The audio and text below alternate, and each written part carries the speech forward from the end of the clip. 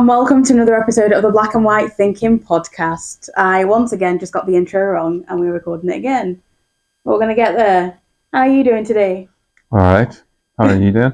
Yeah, I'm all right. Clearly, I'm tired. I thought I'd planned out today really well and we were going to get all this stuff done and I was going to catch up on work, and then other stuff just happened and the things I noted I was going to do, I've not done. So, and we're getting ready to go out for our movie night. And then I'm in meetings from 10 o'clock tomorrow, so... Sure, it'll be alright. You can rest when you're dead, isn't that what they say? Yeah, except you always tell me, no, you need to find a balance. Once you close your laptop. Well, I don't sound like Tyson Fury when I say it. Did I say that? Ah! So basically, I don't try and do an accent. I do an Irish one quite well. Is that what I'm hearing? He's not Irish? But he's a... Aren't gypsies, don't they sound Irish? Anyway. Yeah, moving on. This was not supposed to be the conversation, but I'm now so confused. Because I thought they were Irish gypsies. Yeah, I think they might originally be Irish, but he's English. Yeah, okay. And he sounds northern. So I sounded like myself. Oh, right. So today's podcast, we are talking about online dating versus meeting in real life. Which one's better? But the reason that we're also doing this, we've had quite a few questions recently asking how we met. So it also makes sense. I thought we'd start with how we met from your point of view, and then how we met from my point of view, and then we can discuss which one's better. Or which one we'd get rid of altogether. Okay. I'll let you go first. How we met? Yeah, from your point of view. I mean, we met on a dating app, didn't we? Mm-hmm. Which dating app? Was it Hinge? Yes, it was. Yeah. And then we met in person. All right, no, but you're such a man. Honestly, typical. So recently we were talking about this, how a man will just give you the basics and a woman will tell you everything. So pretend in this scenario, you are a woman talking to another woman, and talk me through how we met. Or the story of us then, not just how we met. Where were you in life? What made you go to Hinge? What made you... Were we swiping right at this point? Because Hinge was slightly different. I hadn't really used it. I can't really remember. All right, let's say you swiped right. What made you swipe right? What were your first impressions? That type of thing. Honestly, I don't remember too much about before we met or even the lead up to meeting. And why? Because I think that's important. Well, I just don't. I mean...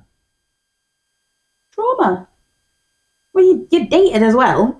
So it's not like you weren't dating. Yeah, well, that's true. So what made you decide you wanted to date? I didn't want to die alone. I know we're laughing, but that's a genuine thing. People don't want to be lonely. All right, I think it's better if I just ask you leading questions. Because the funny thing is, we were just talking about this, but for someone that has done psychology and has been a counsellor, you are very bad at talking about yourself. So I'll ask you the questions. Yeah, but I genuinely don't remember much about before we actually met. Because I'm such a ray of sunshine in your life that everyone else has been swept away. Of course. Okay, so from my recollection, you were dating before, here and there. Yeah. And obviously they hadn't gone right. Nope. And what were you looking for at that time? Not just to not die alone. Well, I was looking for a relationship, a partner, a companion. Mm-hmm. All that stuff. And what made you use a dating app? Because I am not the sort of person who would approach somebody in public. Okay. That makes it sound like I look through the window. as some people do, as we often see, perhaps more in like an American like TV show or something, for example, where someone will just go up and like start a conversation, ask for a phone number. Mm. There's no way I was ever gonna do that. And do you think that actually no, I'll leave this question for later on when we are talking about choosing one. Okay, so I think you asked for the date itself. So I get you might not remember all the bits leading up to it, but you asked for the date. And what made you ask me out on a date? Well, I obviously liked you, but again, I don't know. Oh, this is so riveting. Okay, you can't remember what made you ask me out, but clearly there was something that seemed good about me. Yeah. And then our first impressions. So we met. Our first date was at Established, and I parked the opposite side of town, so I was walking up to you, and you were waiting. Of course, you parked miles away. Yeah, because I wasn't going to pay. But you park miles away, even in Tesco.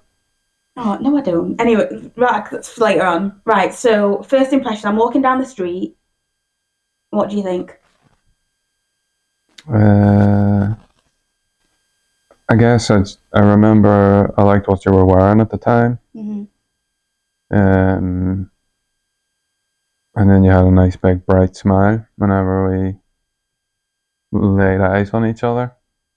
Oh, that sounds cute. Right. Yeah, I mean, I thought you looked good. I liked what you were wearing. You had a nice smile. You seemed friendly. And what was I wearing? Your green coat. And probably black jeans and your Puma sneakers.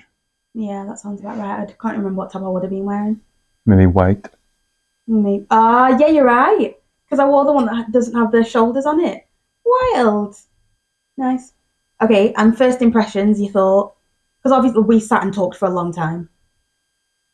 What's just outline my first impressions? No, as in, that's you meeting me, but as in, where then we go inside, they sit us at the window, we sit talking for a bit, you get a coffee, I get a hot chocolate, and then obviously after that you decided you wanted to see me again, but what made you want to see me again after we'd talked? Well, we seemed to get on. We talked for a good few hours, and it didn't seem it seemed like it was going well. We seemed to get along. Mm. It was never, like, conversation was never really stilted in any way. Yeah. Like sometimes you feel like you're searching for something to say. Yeah. Like, I never really felt that. Me too. And you didn't do grocery shopping. Yeah, so we had a date where a girl took you grocery shopping. Like just walking around with a trolley. That was wild. You did suggest the date, so you were in control of that one. Yeah, but I didn't suggest we would go. Oh, you mean our date? Yeah. Oh, okay, yeah. Yeah. Okay, so obviously we've now been together. Although, wait. Oh, go on. Didn't you ask for like a hot chocolate or something? Yeah. And I was like, yeah, but it's a coffee place. Yeah, because if I drink coffee and it's not decaf, I wasn't going to go on a first date and have an upset stomach. Already, That's fair enough. I'd not eaten anything, and I wasn't in the best of moods that day. Like, Mlenga convinced me to leave the house.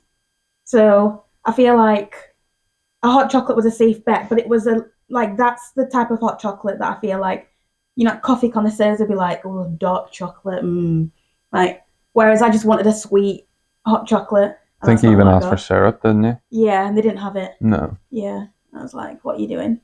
But since then, I've had it again, and it's all right, but I've been getting other drinks. Yeah. Okay, so that's your version of events. Very detailed. My version of events. So where was I in life? So March, I'd ended a 5.5-year relationship, except I knew it was over before that. I'd just clung on for a long time. I'd been in therapy, and my therapist had told me to start looking at, rather than a list of what I was looking for, create a list of what I didn't want. So, for example, in the past, I wouldn't have dated a smoker, and I realised that I cared more about someone that drank than someone that smoked. because smoking is something that most people realise that like It's great. they should quit.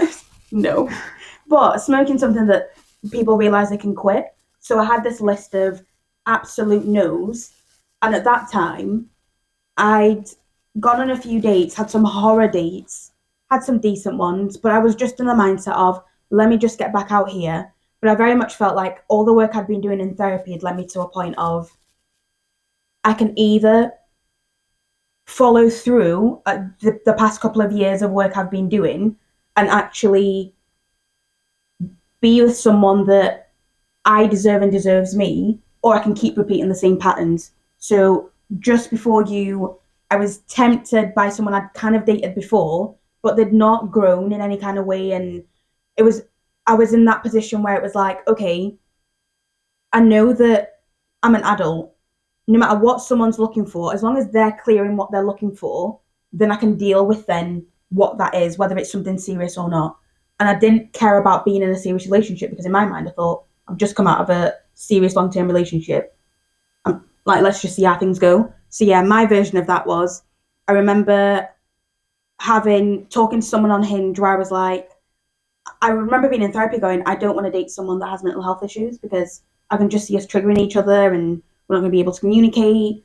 And I just made this list and I've been talking to this person and I just remember thinking, I'm not even excited to like talk to you. Like I want to be a nice person, but also dating, this isn't exciting me. And then you popped up and I remember looking at your pictures and thinking, they weren't the clearest pictures, but I could see your character in them and like how you joke about. So one of them, like you were flipping someone off. Another one, you'd gone somewhere and you were sat on a bench and it was outside. I don't know if it was outside Botanic or what it was. And one of them, you were wearing a purple shirt. So I just remember thinking, okay, I can't clearly see him. They're not the best pictures, but one of the things I'd said was I wanted someone that would fill out their bio. Like they're going to be intentional from the beginning with everything that they do. If they're not intentional from the beginning, not doing it. So the way you filled out your bio is what made me then go, okay, let's start talking. And then we started chatting on WhatsApp. And yeah, me walking down the street and seeing you, I just remember thinking, lovely hair, great shoes, because you had your Nikes on. I was like, thank God. And then you had your green coat, the trench coaty type thing. Now you say no, but that's what I remember. No, I wasn't wearing that. And your bag, your over the cross bag, wherever that is, it's in here somewhere. That's what I remember. And I remember the same as you, chatting for hours about when we talked about some really deep things. Because in my mind, I was like, some FYI, the first date we went on, I remember my brother had said to me, you're looking for a unicorn and unicorns don't exist. You need to lower expectations. And I was like, no, I'd rather date about and be on my own than lower my expectations and end up in the same kind of situation. So I'd originally wanted to cancel our first date because it was Mike's birthday. And I was like, I just don't want to leave the house. So I met you, I was like, I'm going how I'm comfortable. I had no makeup on. Like you said, I was comfortable in what I was wearing. The chat with you, I just remember thinking, because my brother had said, either you're going to meet someone where you're going to go, thank God I came, or it's going to distract you for a day. But I remember whilst we were talking, none of that was even on my mind. It was hours of chat. We walked through town, and I remember you walking me to my car, even though when we were sat talking after we left Established, we were right next to your bus stop. So you walked back across town to walk me back to my car, and we'd talked about like comic books and just life, everything. And I remember back then thinking, that was just so nice. Like you were someone that, like I'd been on some nice dates, but I hadn't been on a date where someone talked to me in a way that felt like there was a spark there, but there was also a level of, I can see this person really being like my friend. And that's what I'd been looking for. Like that's what I'd not seen. And straight away, like I remember leaving and texted him straight away in Mlinga. And I was just in a good mood. I just thought, this is great. So yeah, that's my version of it. And where we are now, obviously we now live together. All good? Yep. Yep. Okay, so obviously we've talked about Hinge in terms of dating apps, and you said that you don't think you're the type of person that would go up to someone and ask for the number. Do I feel like I would? Do you know what? I am a ballsy person. I've always been a ballsy person. I feel like that's something you could do, Yeah. whether or not you have or would. But I feel like it's something you could do. Yeah, because I once told one of my brother's friends on a night out, we were walking and he was walking the opposite way. I was like, "You are so good looking." And he was like, "What the hell?" My brother was like, "What the hell?" Now he was older than him, but so I guess I've just always been one of those people that the reason that I used dating apps was because it's more convenient. However, my experience of dating apps was shambolic. Every time I've been on dating apps, because for me it was just the fetishization, being fetishized, just the stupid things that people would say to you as well. And then a lot of the times, especially like this time I was single, I'd like wake up in the morning, someone like wouldn't have bothered saying anything, and then at 3 o'clock they'd have sent me a message, and that's the type of stuff I don't want. I don't like. So for me, the pros and cons of dating were I'm so busy that I can't go out and meet people. Plus, where am I going to meet them? Because I don't want to meet them in a bar, because one of the things I don't want is someone that really drinks. And on the flip side of that, okay, if I'm going to use dating apps, I've just got to believe that somewhere out there is going to be one person that thinks the way that I do and is looking for something long term. So I've just got to hold out for that. So for you, how do you feel about dating apps in general? I thought Hinge was better in a sense because there was just more information, Yeah. so it wasn't just a picture. Mm, I feel like it allowed you to, I guess, give a little bit more of who you are as a person and your personality yeah. rather than just a picture. Mm. And a short Um, bio. yeah. Whereas on like one of the things that used to crack me up about Tinder was you just have a picture and below would just say no ugly guys, for example. Yeah. And I feel like the likes of Tinder just made it was just very superficial. Like it just made it seem like a game or something. Mm. Um, I mean, like I said, I think Hinge is probably better suited to me, Mm. and maybe even better suited to people who actually wanted to like try and meet somebody and like have a relationship. Um, and I guess somebody like me who maybe is a bit more reserved, it, I guess it gives a way to open the door Mm. rather than like seeing somebody you like in public and ultimately talking yourself out of going to speak to that person Yeah. for whatever reason. Um, and like, although the outcome was positive, I didn't really, I don't know, I mean, I didn't really like, I guess, the undertones of it all, and that, Mm. like I said, Tinder was just very superficial. Um, and it always sort of felt like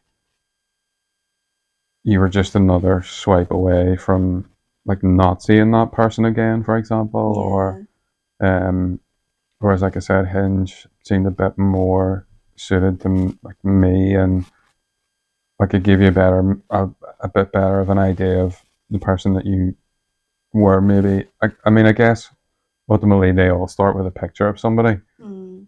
and I guess that's the same in real life. You see somebody, you think they look good, and then maybe you want to go and talk to them, but um, it just allowed you to have more information to base your decision on, Yeah. rather than just a picture.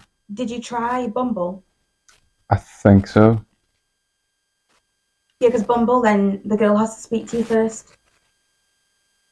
So you don't really remember that. No. I quite liked Bumble for that fact. Although the first time I used Tinder, Mm.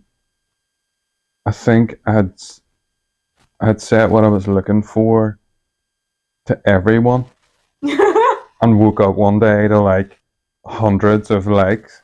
I was like, I'll just like the way you can like pay to see who's liked you or whatever, and it was just all dudes. Everyone. I thought you meant every age. I was it. No, everybody, and it was just all guys. That's so funny. So yeah, I do get you though, because I feel like whilst I had a good experience on Tinder and on Hinge, for me, I was on Tinder for a while, the first time, and that ended in a long-term relationship. But Hinge, I guess, like you've said, I was looking for someone more intentional and that could give more information, and that's what you did, and that's what you were looking for. So that quickly matched there. Okay, so how would you then feel if it was like speed dating, that type of thing, and it was organised? yeah, I guess I maybe would have given that a go. Because I guess the idea of speed dating is that, like, it takes some of the jeopardy out of it. Mm. 'Cause it's the same thing, just in person, right? Yeah. But there's less jeopardy in that. Well, we're both here for the same thing. Whereas if you approach somebody in the street just going about their business, like, to me, there's more jeopardy of rejection. But also, some men are intimidated by a very forward person. Like I found when I was dating, I was intentionally in what I was doing, so I knew what I was looking for. But to outline that, I once had a guy that basically told me I was weird because I said, "Just tell me what you're looking for. I'm an adult." And then once I know, at least I know what to, like, if you're looking for something long term, I can go, okay, this could turn long term. Whereas if you're not, in my mind, like, I'm not going to waste my time. But it doesn't mean that I can't go on dates or that type of thing. So I also feel like there's a level of, like, how would you have felt if we were out and about let's say on a night out? I know that's the other thing. I think that online dating helped people cross paths that probably wouldn't normally cross paths. Me and you consistently cross paths for the past few years, and yet. Well, we don't know that. But we do know that because all I had to do was be at my mum and dad's, and you be at home going into town, and then you going to Wonks, again, me being at the top of the road. So by logic, we've crossed paths a few times at least, and just would have never realised it. But we'd have never gone into the same settings in terms of, like, nightclubs, maybe restaurants and cafes. We might have found that, like, the same thing. But let's say you're in established, you're sat on your own, and I come up to you. Like, how would that have made you feel? I guess surprised. I don't feel like I have the most approachable face when I'm just sitting on my own. Well, I get told the same, but you say no. Yeah, but I guess of the two of us. I've literally been told I've got a resting bitch face. Maybe. Multiple times. Yeah, I guess surprised. And would it have put you off, or would you have been like, oh, it's a bit weird? No. Okay. Just because I wouldn't do it doesn't mean it's weird. Yeah, that's true. Like, that's more of a reflection on me than somebody who would approach somebody in that way. So no, I wouldn't have found it weird. I just would have found it surprising, and that what about my face said, come and approach me. I feel like I'd have had more. I'm more confident if I've had a drink, so it would have needed to be like a night out, in which case wouldn't have even been in the same place. Whereas I feel like if I hadn't met you when I did, I can imagine myself being out and about and just starting a conversation, or if a conversation had started, like, allowing it to carry on. I feel like I'm more confident in myself for that now. Because even when I go out on my own now, I'm like, I don't find that weird.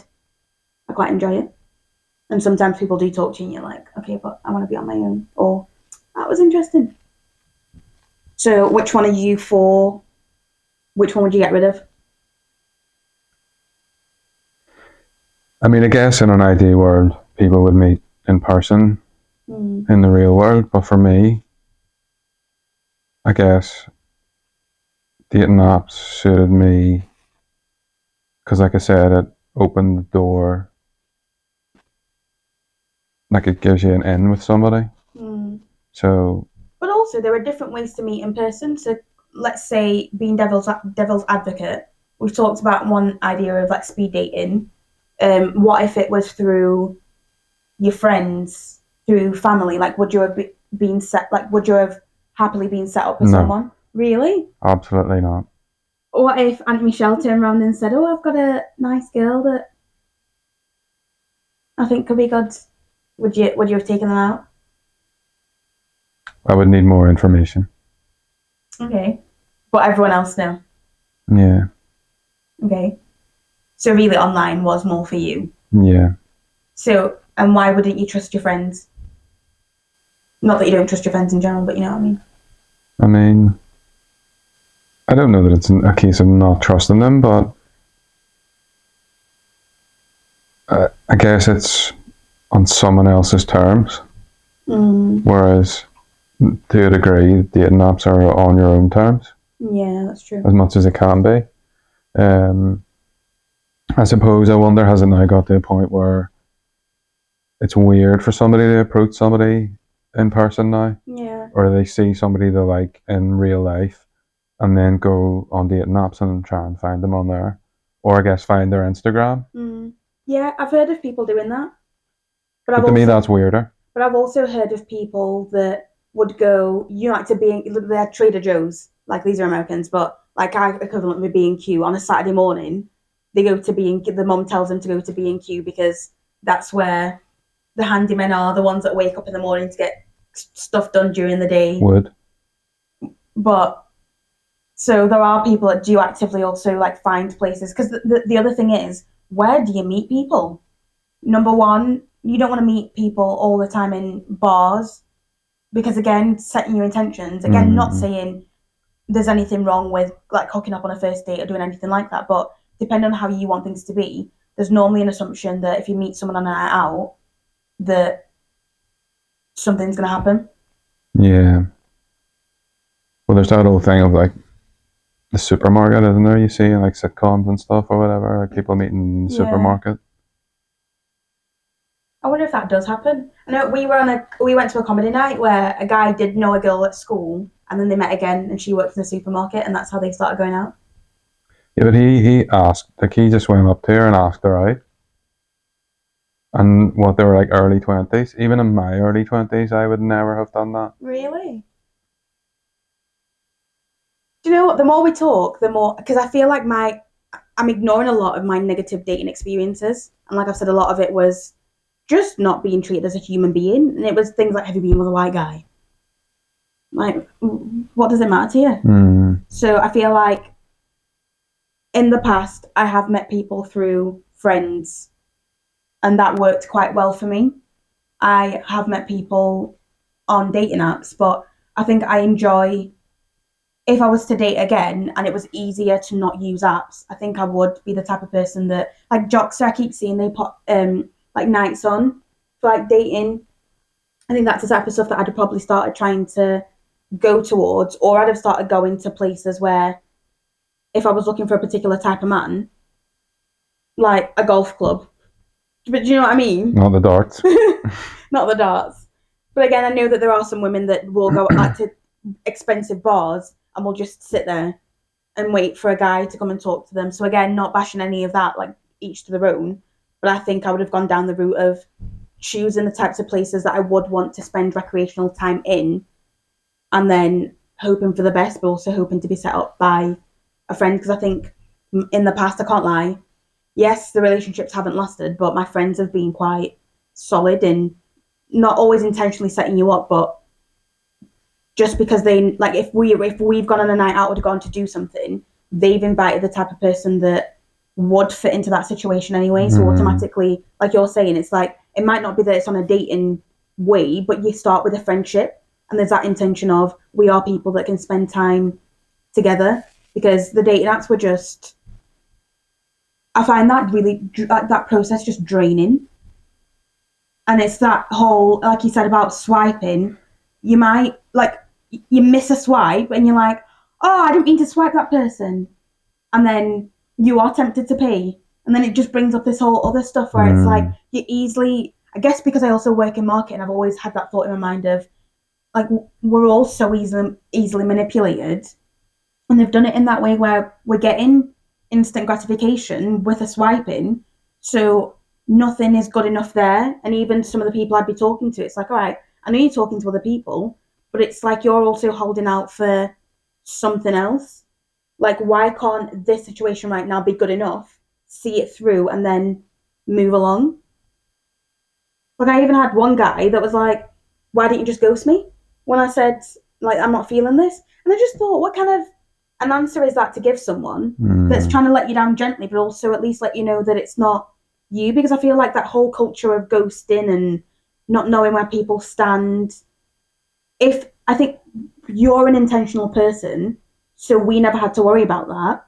However, there are people out there that do want to play a game or aren't, just want to see what's out there, and they're not going to be intentional, so they'll keep things from women there or men there just in case something else does come up. And again, not saying that you can't date multiple people at once, but then there'd be men that'd be mad that whilst they're on dating apps and they're dating other people, the girl that they're dating says, oh, I'm doing the same thing, and then they're mad at that. So there's just this whole, I think there's a blurred line that's being created that makes it really difficult to understand someone's intentions. And whilst I told myself, I trust that I'm going to meet someone that will, I was really looking how quickly I met you.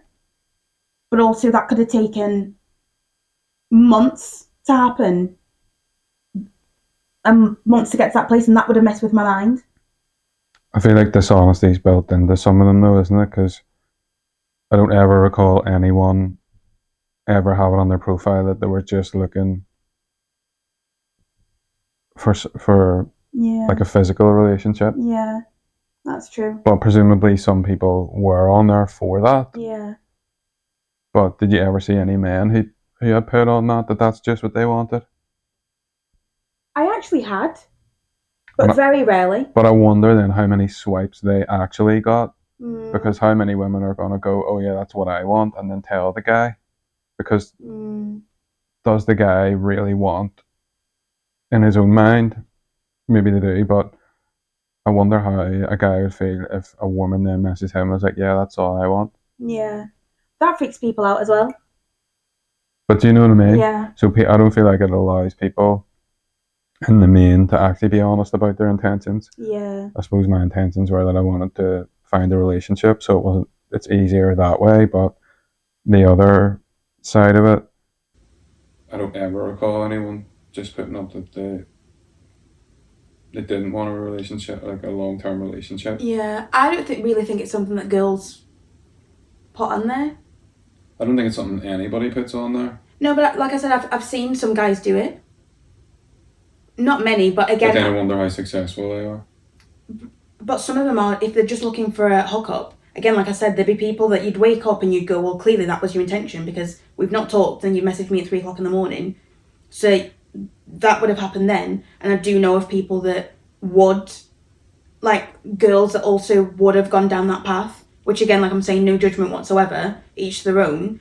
But like you're saying, on the flip side of it, I think it end up being that certain apps are known for hookups versus longer term. So Tinder, most people look at that as, well, it's not a dating app. They look at it as a hookup app. Whereas Bumble, for example, I always wondered why some men were on Bumble, because you're waiting for a girl to talk to you first, and the girl does talk to you first. And again, I'd have been on Tinder and whatever else talking to someone first because I was like, I'm not going to waste my time. I will sometimes wait and see if someone chats to you first, but if I want to talk to you, I'll talk to you. And then some people wouldn't reply, and it's like, well, what are you doing? Because now you're just wasting both our time. So yeah, anyway, so basically it's all about people's intentions, and people aren't always honest with their intentions and don't always know. They think they know what they want. I think there's also here, what I noticed was there was a level of, how's the best way to say this? Saying that they knew what they wanted and then meeting someone that could go, okay, if that's what you want, these are my boundaries, what are your boundaries? And that freaks them out. So I also feel like there's that level of men that want to be in control or think they want to be in control until someone just tries to communicate something with them in a healthy way. And then it's like, oh, that's too much. So, well, if you think that's too much, then there's a problem there. So, yeah, in person for me. I suppose I would say, thinking of people like me, I would say keep the date not. Yeah. Because then they'll never meet somebody in real life. Yeah, that's fair enough. I guess that's why in my mind it would just be, if it was in person, it's more intentional. So things like nights that are put on specifically. Because again, I do think that for everyone that isn't the most confident person, you do push yourself a little bit in different ways.